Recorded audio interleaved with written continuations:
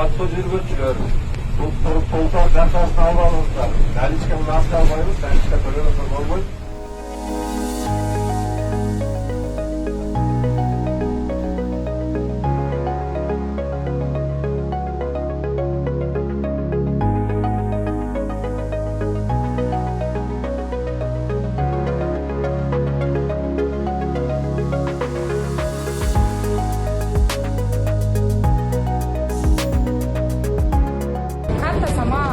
Стоит 50 сомов, но сейчас идет акция. Если вы приобретете карту у водителя, она будет стоить 30 сомов.